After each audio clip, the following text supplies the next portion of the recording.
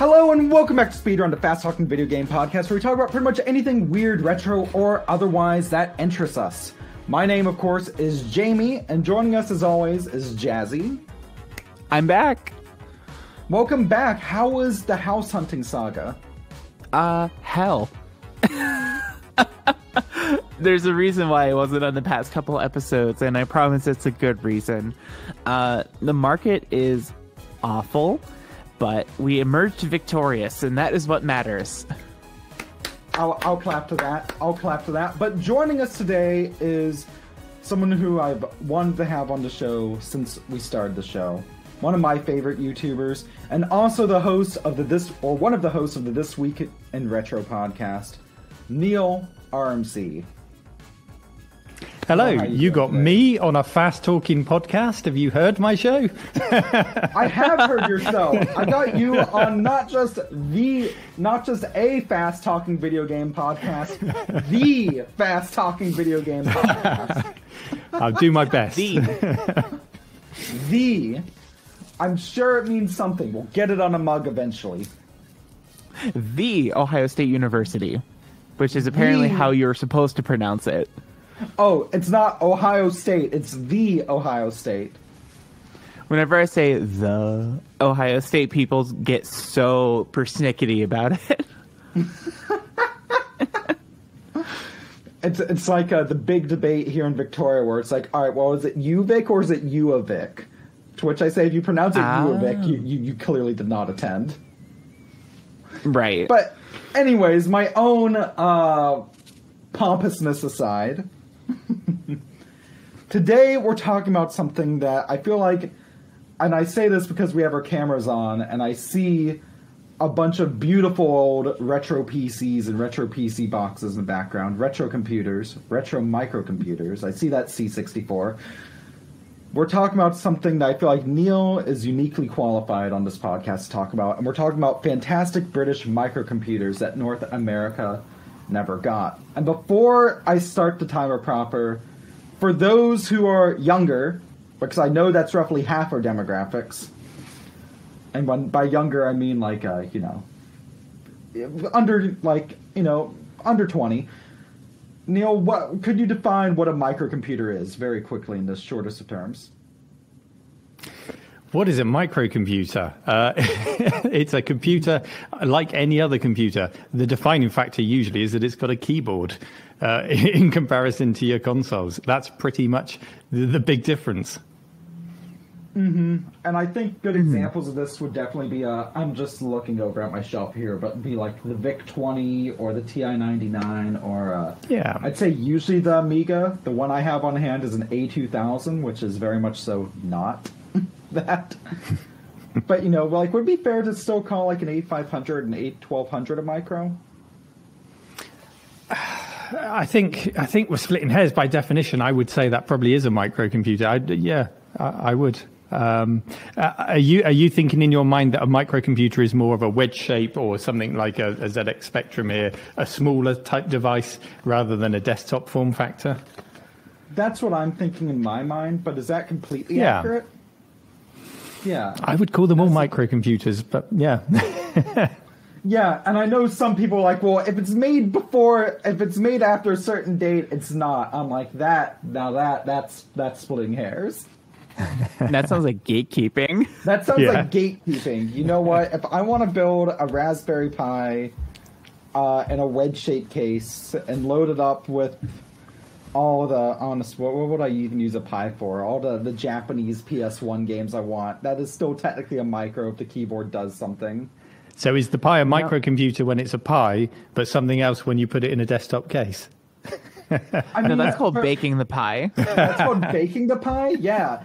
And, well, here's the thing as well. Like, I consider the wedge shape, but, I mean, are there other defining factors besides just the wedge shape? Well, the micro from microcomputer, I would take from microprocessor rather than a size definition. So that's why I would class them all as microcomputers. Maybe I went a bit far out of that.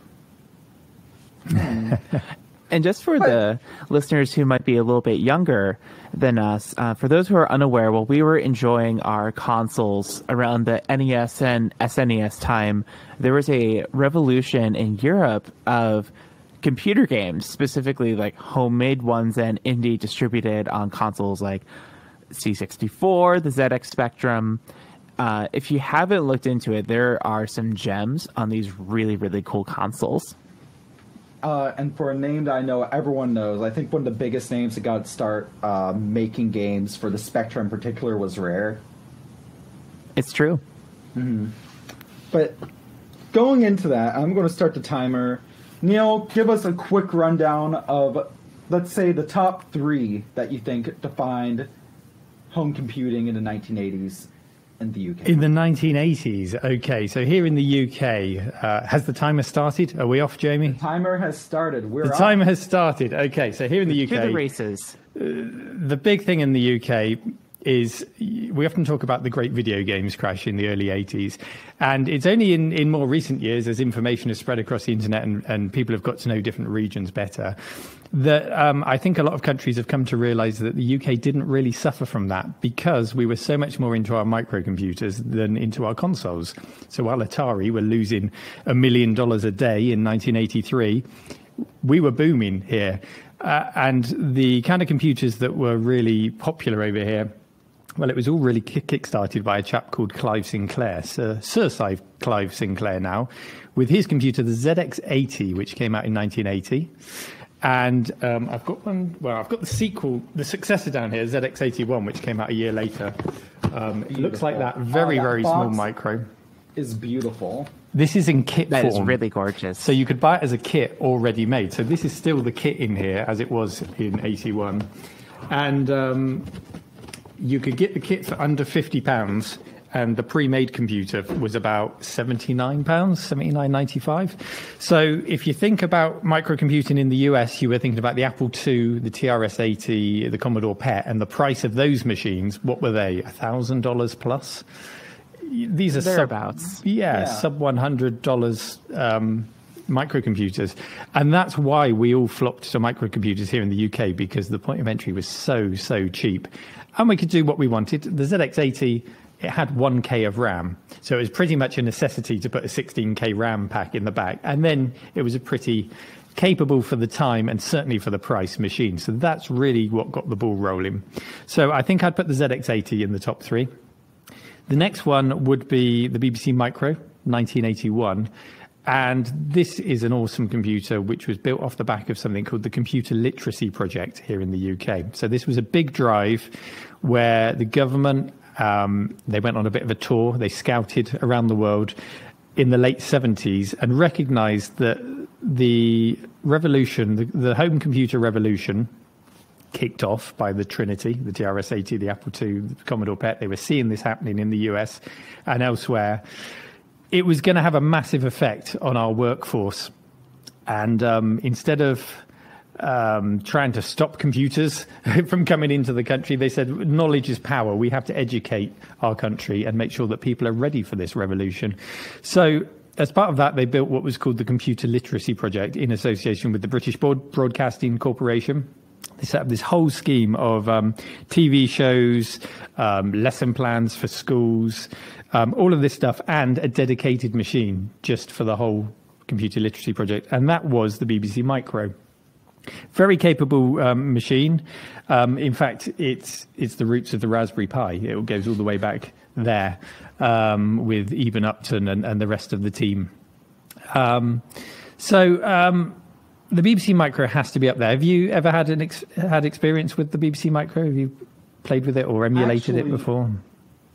It's funny, I haven't emulated it, but the funny thing about Victoria is I remember I've heard that back before the 90s especially, it was very easy for people from the UK and Australia and New Zealand specifically to just move to Canada.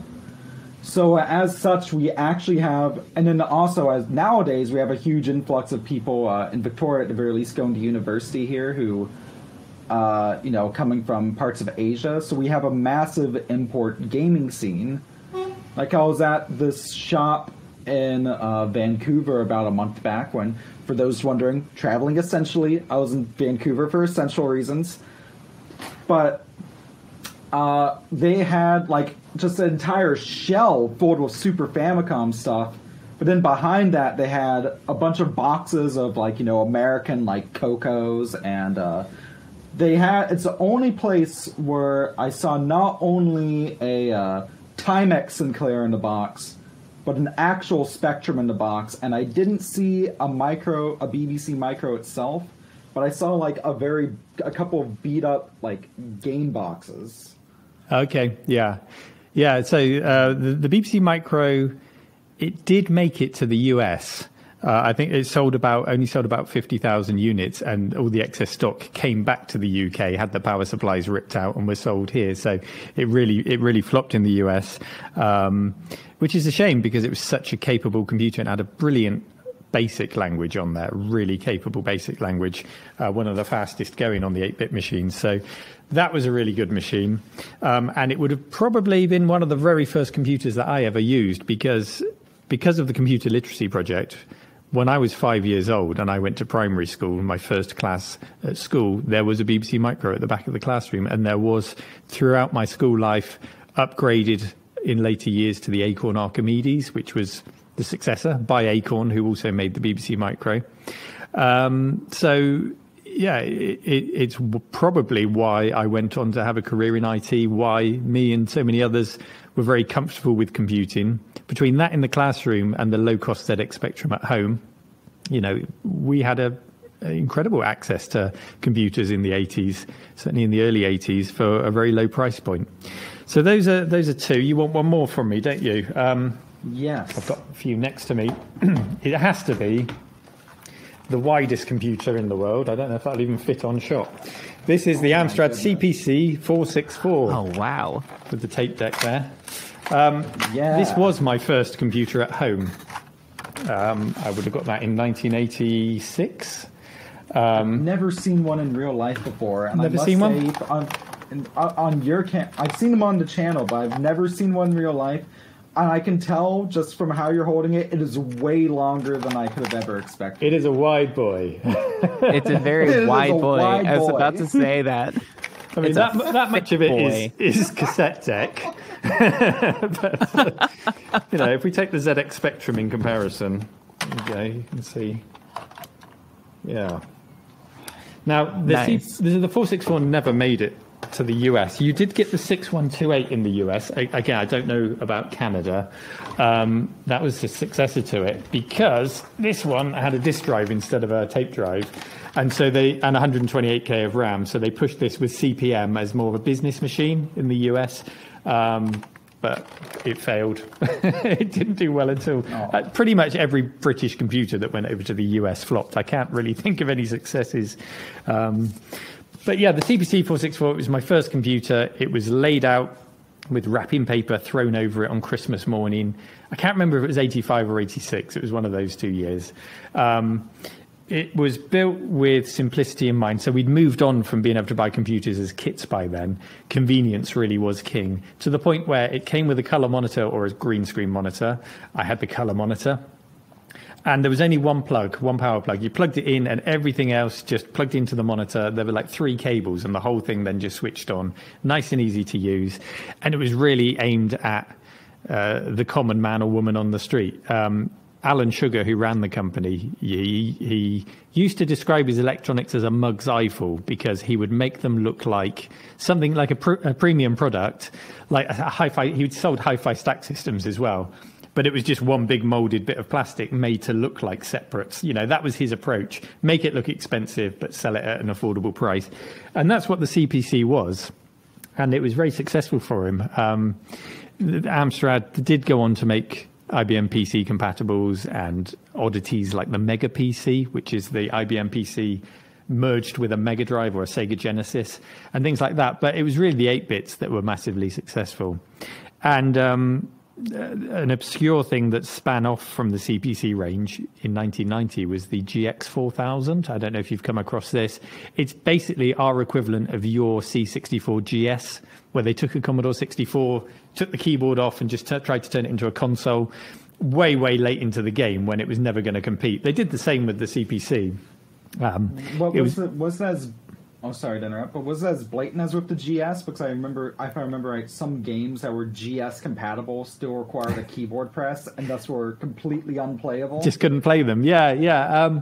I don't think it ran into any of those problems, but only 30 games were released for it. It's not like the CPC didn't have a cartridge slot originally, so it's not like the C64 where you could get the old C64 cartridges and put it in.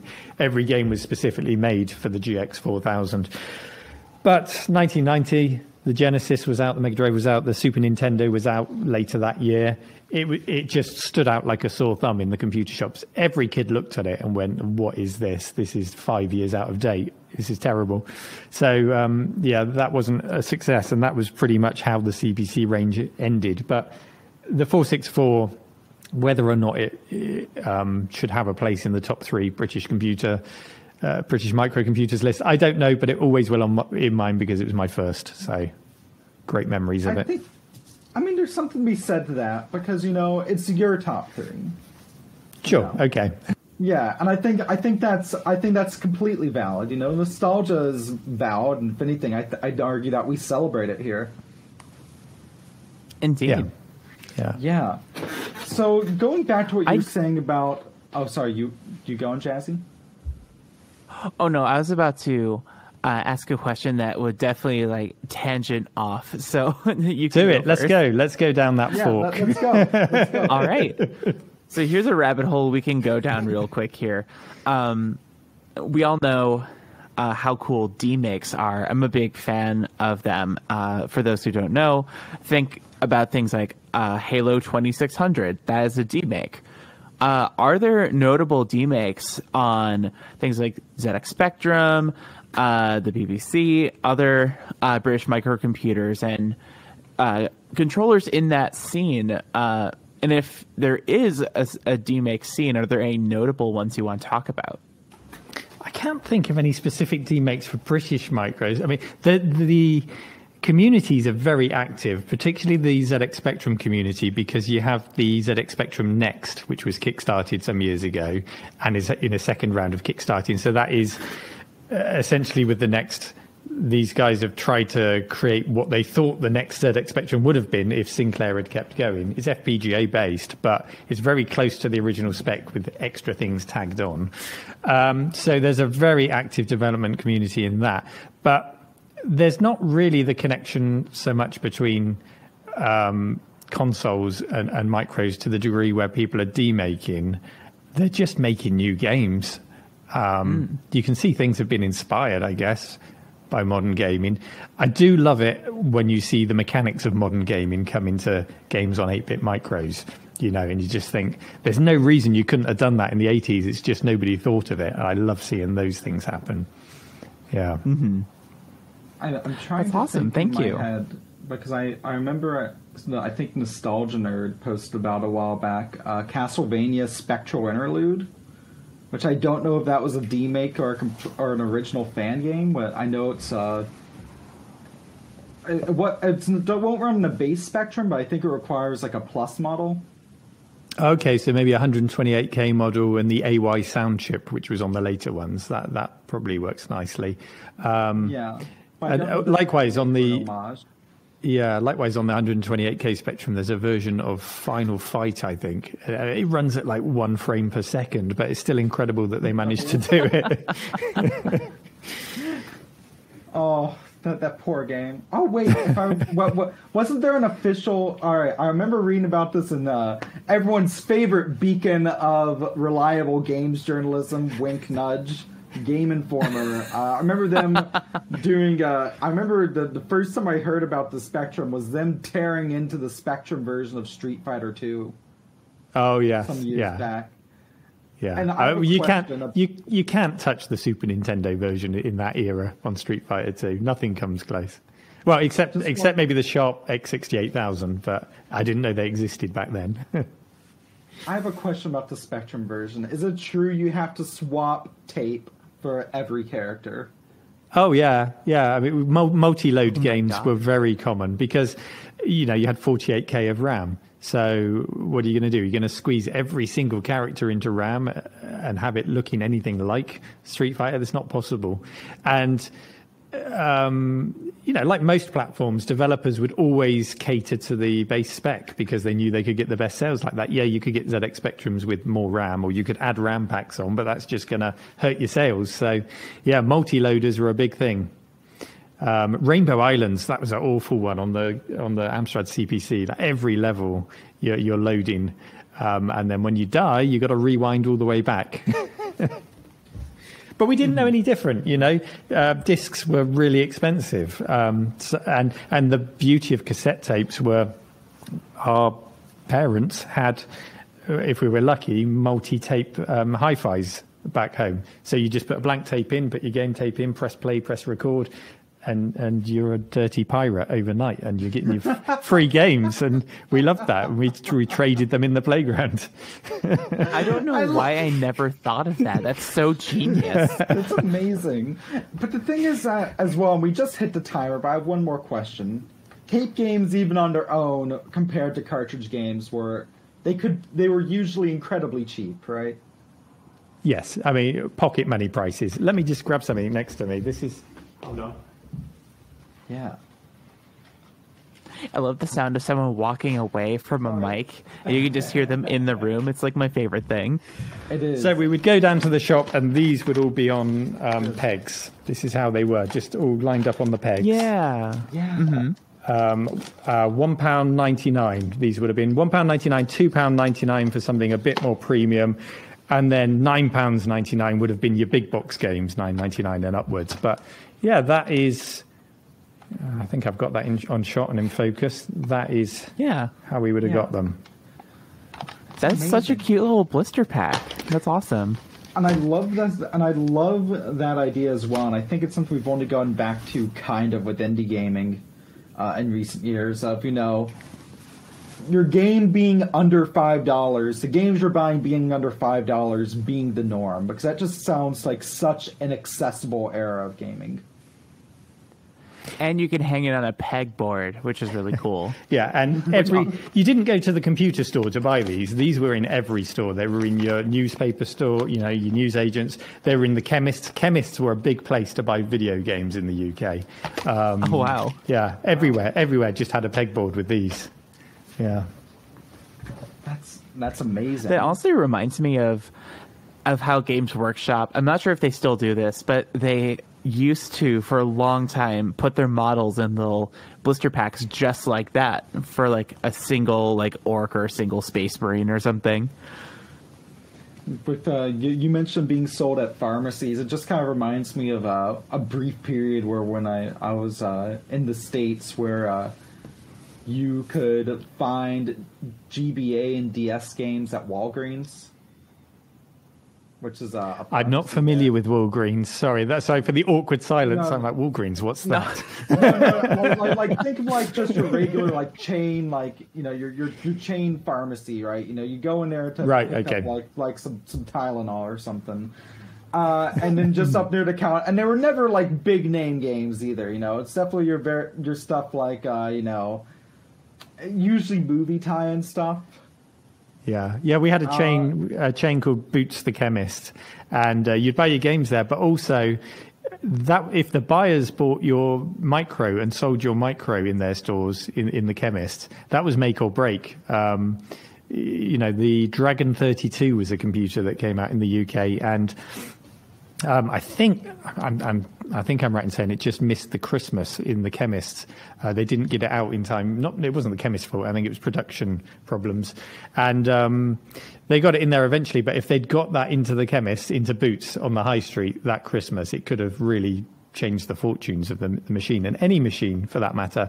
You had Boots the Chemist, and then later years you had Superdrug. Superdrug was where I bought most of my games, or W.H. Smith's, but it was great. I didn't start going to dedicated video game stores until 16 bits, until I had my Amiga. That's when I started going toy stores and video game stores then in the 16-bit era. Yeah. So really something that didn't start growing until that era?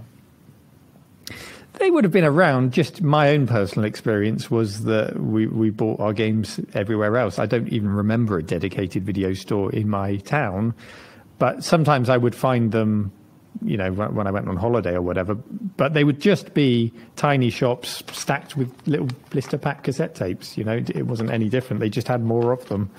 Yeah. With a name like Boots the Chemist, it evokes this image of like a really shady dude in like a parking lot dealing like aftermarket HRT pills out of the trunk of his car. And a ZX Spectrum game. Yeah. I didn't care. I didn't care how I got my game. So long as I got my gaming fix, man, I would go anywhere. Look, I heard from him, if you buy a 3-month supply of pills, he'll throw in a game. Well, what a bargain. You don't even need... Keeps you super focused on your gaming.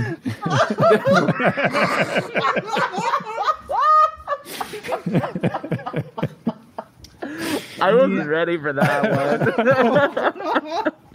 We've gone from HRT to like, I was initially just thinking, oh, he's probably just, I mean, I was thinking like hard drugs, but you know what? Adderall works as well.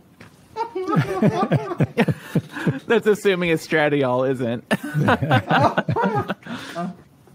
So on that note, Neil, where can folks find you?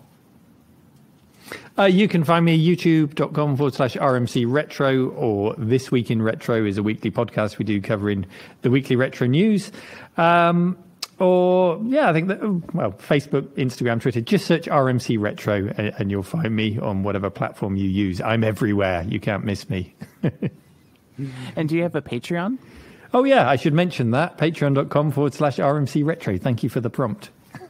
Yes, course. It's good stuff. And speaking of Patreon and sponsors and stuff, usually I would plug our Podbean affiliate, but no, this week we actually have something very big, very awesome going on via Twitter.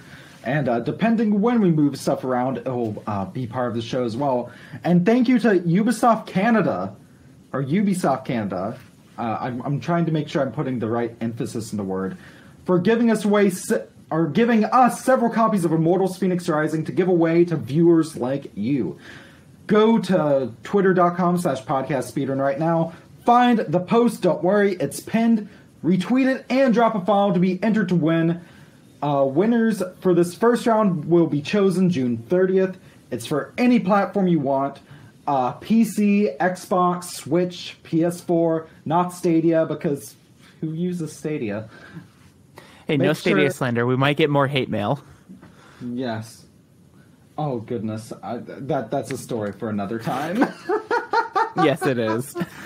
But yes, thank you to Ubisoft Canada for providing the code. Enter while you can. Oh, did y'all hear that? Yeah. Yeah? Might have been my AC kicking on. Maybe? Interesting. But anyway, sorry. There's a ghost in the shell. I just heard a ding, and it sounded remarkably like the ding I'd hear if I was like taking the SkyTrain in Vancouver or something. I was like, damn, I missed my train.